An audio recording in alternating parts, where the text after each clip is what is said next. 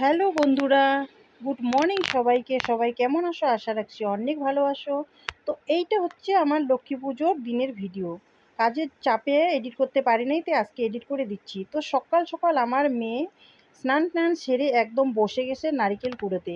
নারিকেলও অনেকগুলোই দিয়েছি, আমি 6টা নারিকেল দিয়েছি ওকে কুড়ানোর জন্য। তো মেয়ে আমার অনেক কষ্ট করতেছে, তোমরা দেখতে পাচ্ছ। দেখা যাক কতক্ষণে তার করা হয়। মাঝে সাঝে একটু হেল্প করবে ওর দিদি। তারপর আমি চলে গেলাম খই বাছতে, কারণ খই বাছা কাজটা আমাকেই করতে হবে। খইটা আমি বাছি, আর নারকেলের নাড়ু বা নারকেলের মোয়া আমার ছোটো মেয়েই করে। বড় মেয়ে ছোটো মেয়ে দুজনেই করে।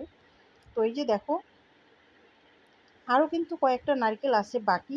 এই কয়েকটাও মনে হয় পরে ওর বাবা এসে ফাটিয়ে দেবে, তখন আবার এই কয়েকটাও করতে হবে, কারণ একদিনেই তো করা হয় মায়ের জন্য, তাই না? তো একদিন কষ্ট করতে আর কি। তো দেখতেই পাচ্ছ আরও 5টা নারকেল বাকি আছে, দেখা যাক কতগুলো করা যায় আর কতগুলো থাকে। তো এই যে দেখো খই আমার বাসা হয়ে গেল। তারপর এই যে দেখো আমি গুড়ে পাক দিচ্ছি, কারণ খইয়ের মোয়া বানাবো।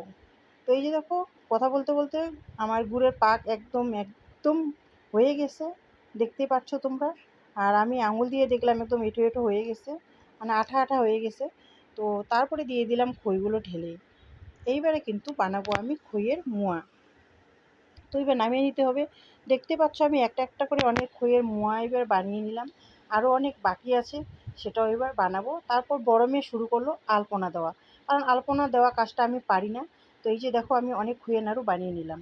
আর আলপনা কাজটা প্রতিবারই আমার বড় মেয়ে দেয়, ছোটো মেয়েও দেয় মাঝে সাঝে, যেহেতু ওর দিদি আজকে আসছে আমি বলছি আসতে যে একটু আলপনা টালপনা দিবি। তারপরে দেখো এই যে আমার মোয়া বানানো কমপ্লিট। আমি একদম 2 থালার মতো একদম মোয়া কিন্তু বানিয়ে নিলাম। আর এদিকে আমার ছোটো মেয়েরও কিন্তু নারিকেল কুড়ানো শেষ, দেখতে পাচ্ছ তোমরা অনেকগুলো নারিকেল সে কুড়ে দিয়েছে। এবার ওর দিদি এগুলো চলে যাবে বানাতে, আর আমি একটু বসিয়ে দিলাম পায়েস। কারণ এই যে দেখো পায়েসটা কিন্তু আমি একটু খেজুর গুড় দিয়ে বানাচ্ছি বলে একটু লালচে লালচে হয়েছে। তো পায়েস আমার হয়ে গেলো একদম রেডি। এইবারে আমি মেয়েকে বললাম যে তুমি নারকেল নাড়ু বানানো শুরু করো। তারপর আমার মেয়ে এই যে নারকেলের নাড়ুগুলো মানে নারকেলগুলো চিনি দিয়ে মাখাচ্ছে, কারণ চিনি দিয়ে মাখালে ভালো হয়। আর এদিকে বানিয়ে নেওয়া হলো তিলের নাড়ু। তারপর চলে গেলো আমার বড় মেয়ে নারকেলের নাড়ু বানাতে। দেখতেই পাচ্ছ এই যে নারকেলের নাড়ুগুলো পাক দিচ্ছে ও। আর সাদা সাদা হবে একটা, আর একটা হবে লাল কালার, একটা হবে চিনি দিয়ে, একটা হবে গুড় দিয়ে। আর আমার বড় মেয়ে সাদাটা খুব ভালো বানাতে পারে, আমি কিন্তু অতটা পারি না। তো দেখতেই পাচ্ছ আমরা কথা বলতে বলতে কিন্তু নারকেলের মোয়া বানানো কিন্তু আমাদের কমপ্লিট হয়নি, যদিও মানে হচ্ছে। এই যে দেখতে পাচ্ছ এগুলো হচ্ছে লাল গুড়েরটা একটু লাল হয়েছে, আর যেটা চিনি দিয়ে বানিয়েছি সেটা কিন্তু সাদা হয়েছে। তো নাড়ু বানানো আমাদের হয়ে গেল। এবার চলে গেলাম ঠাকুরের কাছে, সব কিছু রেডি করে নিয়ে দেখতে পাচ্ছ তোমরা যা যা পুজোর জন্য দরকার সব কিছু রেডি করে নিয়েছি। এবার পুজো দেওয়া শুরু করে দিয়েছি, ধূপ প্রদীপ সব কিছু দিয়ে মায়ের আরাধনায় বসে গেলাম।